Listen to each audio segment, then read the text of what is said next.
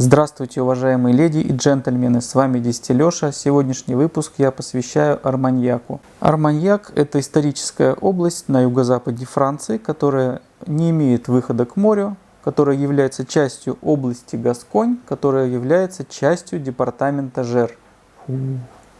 Арманьяк условно делится на три подобласти с различными теруарами.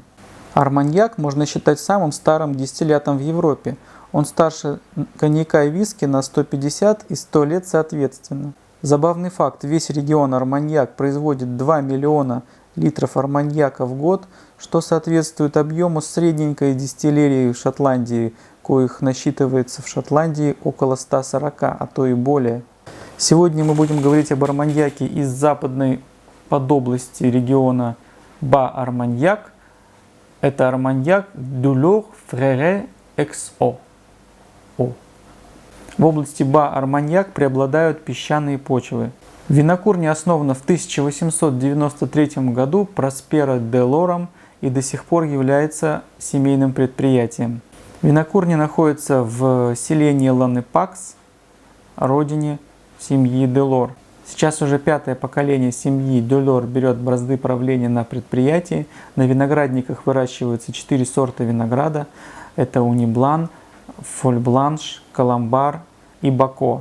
Большую часть в этом списке берет Униблан, и от сорта Бако избавляются в пользу Каламбара. Виноград собирают, прессуют и винифицируют в специальном винодельческом погребе.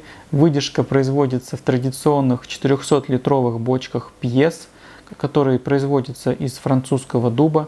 10% на винокурне Делор это дуб гасконский, черный, который придает цвет, и 90% это дуб лимузенский. В больших бочках на несколько десятков тысяч литров арманьяк смешивается, или, как говорят еще, ассамблируется. Делор является одним из немногих предприятий, которые используют два вида дистилляции: непрерывный на традиционной арманьякской колонне, или, как говорят французы, арманьякском аламбике, и двойную перегонку на шаранском коньячном аламбике. На предприятии работают две арманьякские колонны. Одна это более старая, которая называется Сьер. Это такая мобильная самогоноварня на колесах. Вторая это более современная колонна, относительно современная. И обе колонны используют тарелки, которые называют лапками паука, которые являются идеальными для производства арманьяка. Перегонка происходит очень медленно, практически покапельно.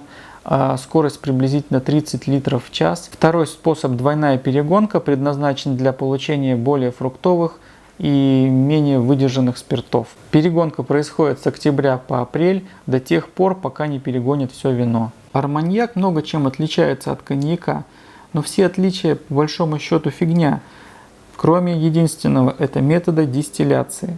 Коньячные спирты, eau-de-vie или бренди, как говорят французы, получаются на шаранском коньячном аламбике двойной, а то и тройной перегонкой. Арманьяк же получается непрерывным методом дистилляции на арманьякской колонне. Несмотря на слово «колонна», я считаю арманьяк продуктом дистилляции потому что часть спиртов на многих предприятиях все-таки делается на шаранском аламбике, и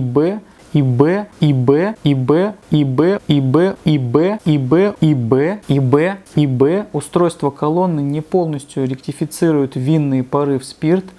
Часть паров, идущих с верхних тарелок, передают головы в конечный продукт, который насыщен эфирной ароматикой. Арманьякскую колонну все же больше называют арманьякским аламбиком, и я думаю, неспроста. Как же работает арманьякская колонна, или, как говорят, аппарат Вердье? Охлажденное вино поступает в нижнюю часть холодильника Б и поднимается наверх, постепенно разогреваясь от постепенно нагревающейся спиральной трубки 1, по которой уже идут пары будущего дистиллята, охлаждаемые в свою очередь холодным вином снаружи.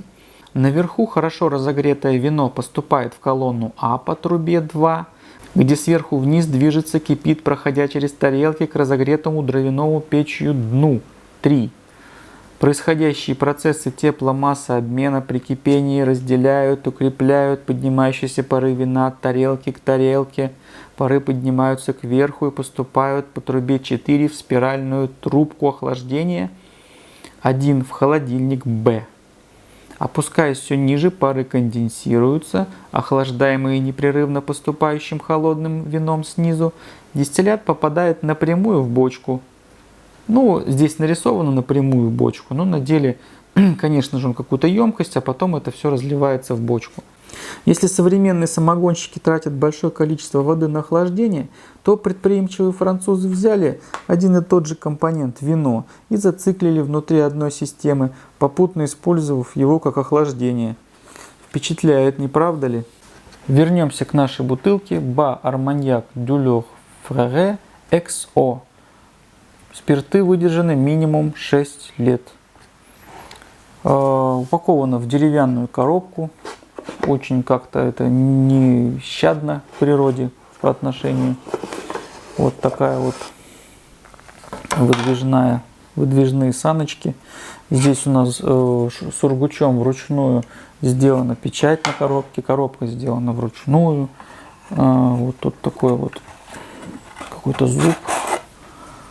Вот такой вот. Бутылка, кстати, подписана вручную. Вот эта печать тоже подписана вручную, была запечатана тоже вручную сургучом.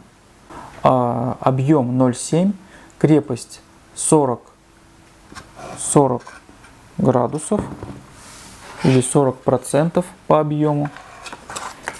С бутылочкой идет вот такой буклет. Я вот сделаю вот так вот, чтобы потом подсвечивать стакашек. Вот так вот, наверное. Дюлёр Фрере. Вы сами понимаете, Дюлёр это фамилия, Фрере это братья, то есть братья Дюлёр. Буклет говорит нам о том, что здесь в бутылке содержится два вида спиртов 15-летней выдержки и 6-летней выдержки. Буклет говорит о какой-то странной выдержке. Выдерживается 6 лет в дубовых бочках и далее в коллекционных бочках в общей сложности не менее 15 лет. То есть 6 лет в дубовых бочках, а потом в коллекционных. Это что такое коллекционные бочки? Кто-нибудь знает? Еще и выдержка 15 лет. Но это перебор. На сайте Дюлёр написано, что на самом деле это 6-летние спирты, выдержанные, то есть 6-летние спирты и 15-летние ассамблированы вот в такую вот бутылочку. Год основания в буклете тоже неверный. В общем, буклет пестрит какими-то странностями и неточностями. Цвет натуральный. По какому методу производилась арманьяк, который я купил, на бутылке, на упаковке не написано. Я думаю, что... Точнее, я полагаю, что если это 6-летние спирты, то, наверное, это шаранский аламбик. Если это 15-летние спирты, то это наши две арманьякские колонны. Соответственно, здесь получается такой микс коньяка 50% и 50% арманьяка. Может быть, кстати говоря, это неплохо для тех, кто начинает знакомство с арманьяком. Это, наверное, очень, может быть, как-то попроще будет понять дальнейшую уже, когда будут пить чистые арманьяки. Вот такой вот цвет. О цвете сейчас чуть позже поговорим. Буклет нам говорит, интересно, опять какой-то бред. Букет напитка очень полно демонстрирует знаменитое ранье. Этот непереводимый термин используют во Франции для описания сложнейшей гаммы полутонов и оттенков, характерной исключительно для старых арманьяков. Не знаю, какой тут ранье, я никакой ранье тут не почувствовал, по крайней мере, как в том виде, в котором я себе его представляю. Цвет указан уже на бутылке, не на буклете, на французском. Светлый топаз с оранжево-зеленым рефлексом. Это что такое? Мой вариант цвета оранжево-чайный или чайно-оранжевый. На бутылке про запах. Очень приятные ароматы тушеных фруктов, в скобочках слива и айва, которые усилены приятным запахом цветов и ванили. Вкус слегка древесный, ноты тушеных фруктов и тонких танинов. Что за тонкие танины? Итак, приступим к моим дегустационным заметкам. Дегустировать я предлагаю в бокале типа тюльпан, потому что баллон, коньячный баллон, он довольно невысокий, и вообще все, что вы нюхаете из баллона, просто сразу бьет спиртягой в нос. Обязательно должна быть какая-то высота, чтобы спиртуозность как-то падала кверху. Приступаем к дегустации. Так, перестановочки, буклетик. Что у нас с запахом?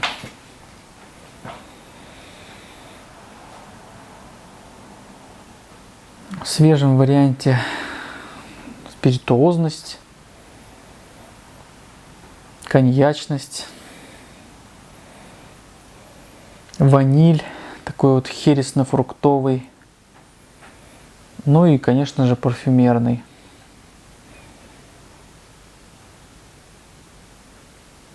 В подышавшем варианте, я сразу скажу вам, я до этого, естественно, дегустировал.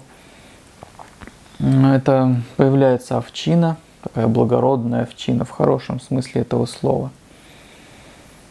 Более благородный, ярко-хересный такой аромат, более благородный фруктовый, какие-то яблоки, айва, зира и засахаренные цитрусы. Вкус.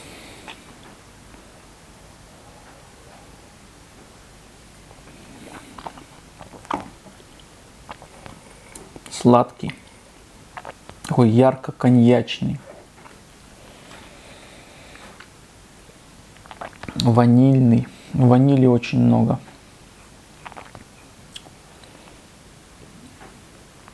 С такой яркой яблочной кислинкой зеленой, зеленого яблока. Вообще так неплохо. Послевкусие очень терпкое, и айва, такая вот терпкость айвы, жгучая, коньячная, очень сухое, такого сухого портвейна. Такие портвейны во многом здесь как бы чувствуются. Стойкая такая несмываемая сухость. Она вообще-то потом долго-долго будет преследовать эта сухость. Но она, в принципе, такая, не сказать, не неприятная, она приятная такая сухость. В общем-то, ничего. Терпимая.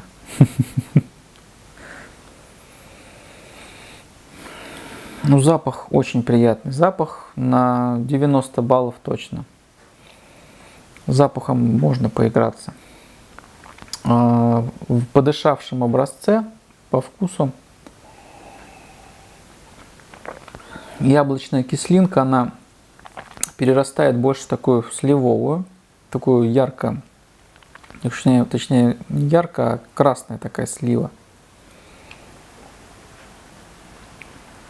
Вообще надо сказать, что около 2,5 часов дегустации очень-очень вяло и так медленно раскрывали дополнительные вкусы и ароматы. То есть этот арманьяк очень долго раскрывается, может быть, и не раскроется, там к чему-то большему вас не приведет, я бы так сказал. Давайте попробуем добавить воду.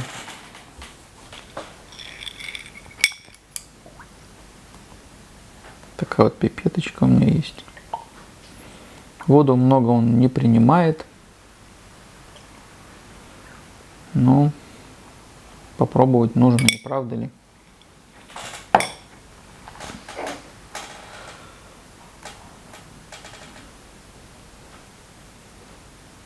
Ножки очень плотные, масляные.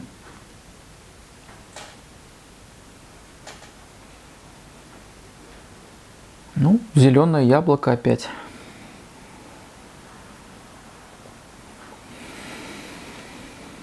коньячные тона с водой уже больше пропадают.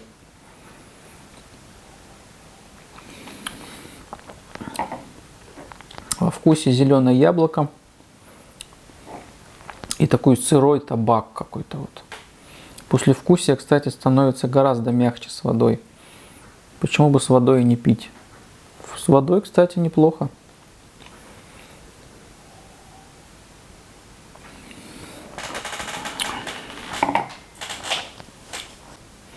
Итак, моя оценка 82 балла для выдержанного дистиллята. Будь это виски, я бы, наверное, назвал его хересным монстром. 2 часа непрерывного декантирования очень и очень медленно, как скрипучая телега, раскрывали напиток. Ну, в общем-то, мало к чему привели, надо сказать. В целом, впечатление в любом случае очень приятное. Кстати, с водой пропала такая краснота, рыжеватость, стал более такой желтоватый. Напиток неплохой, можно посидеть в компании, не отвлекаясь на сам напиток, можно именно заняться общением, что в принципе неплохо. То есть какая-то своя целевая аудитория для этого арманьяка. Но напиток и не для шумного застолья, рюмками его тут ни в коем случае не рекомендуется пить. К закускам. Что к закускам можно посоветовать? Конечно же, какой-то горький шоколад, сыры с плесенью, виноград, сушеные бананы, например, почему бы и нет. Ну, на сайтах алкомаркетов рекомендуют фуагра и какую-то там говядину французскую. Кстати, докопался до экспертного сообщества и стал спрашивать, что же идет в бочку, если мы имеем дело с, по сути дела, однократной перегонкой. Многие, вообще увидев эту схему, впервые об этом узнали, об арманьякской колонне, сравнили ее с НБК. НБК – это непрерывная бражная колонна, но это точно не НБК. Сошлись на том, что в бочку вообще не идут хвостовые фракции, а идут тело и головы. Именно поэтому я считаю, что выдержка после арманьякской колонны проводится более длительно. На мой взгляд, это позволяет уменьшить содержание голов в выдержанном дистилляте. Если у вас есть мнение на этот счет, то большая просьба, напишите об этом в своих комментариях. Цена.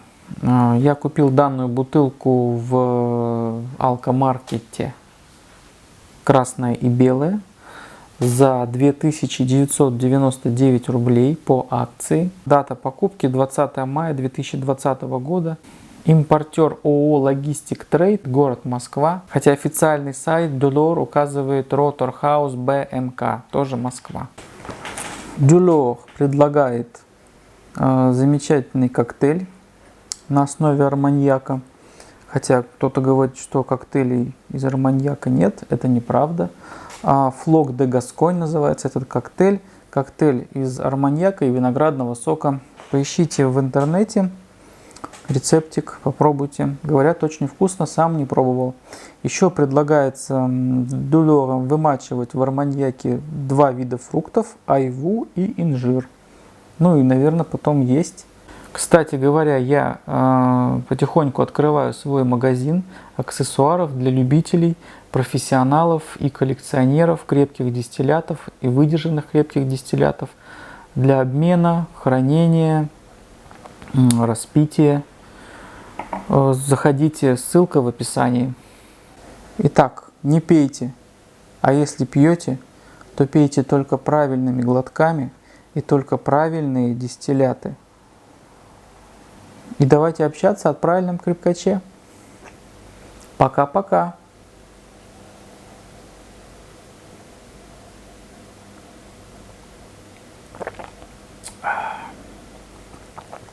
Кайф.